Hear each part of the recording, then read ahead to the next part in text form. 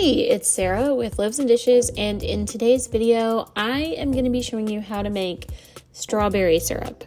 So, okay, first of all, I've been painting the downstairs of my house, so there's paint all over my arms. I did wash my hands, but, it takes a while for paint to come off.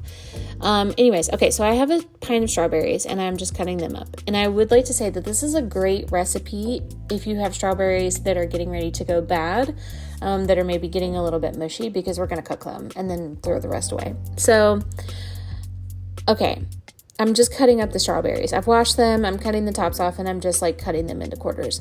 Basically, this recipe was inspired by this restaurant. It's called K-Pot. It's a hot pot restaurant in Greensboro near where we live, and I love going to get hot pot. But what I really love the most is that before we leave, I always get a strawberry boba milk tea without any boba in it, and it is the best tasting drink ever. It's like strawberry milk with a hint of tea.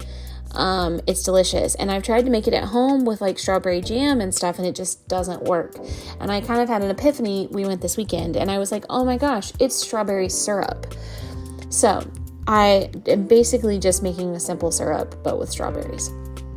That's where this idea came from. My love of strawberry boba milk tea with no boba. And it's very light on the tea because I don't really like tea that much anyways. Okay, so, but yeah, for this, you don't have to cut up the strawberries perfectly. It doesn't need to be even. You don't even really have to cut them up if you don't want to. I just did that to help them break down faster. Here you can see more of the paint. So I added a cup of sugar and a cup of water, and then I simmered this for 15 minutes. And I just kind of watched it and stirred occasionally, and I mashed the strawberries. And as they cooked, they got easier to mash. But you just want to mash them to get all of the strawberry essence out. And this was after about 15 minutes. It kind of reduced a little bit. It's really dark red in color. The strawberries are very, very soft. It smelled really, really good.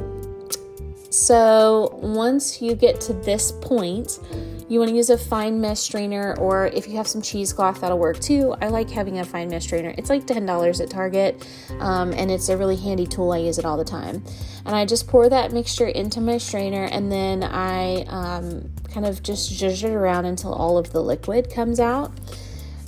You want to squeeze as much liquid out of this as you can, and you want to continue to mash the strawberries, because any strawberry particles that are small enough to go through the fine mesh strainer will make the syrup taste more strawberry-ish.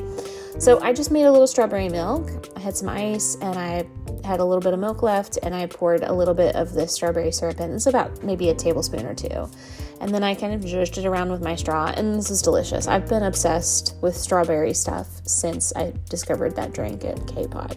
But that's it. If you want to see more recipes like these, be sure to check out loavesanddishes.net, and thanks for watching. Bye!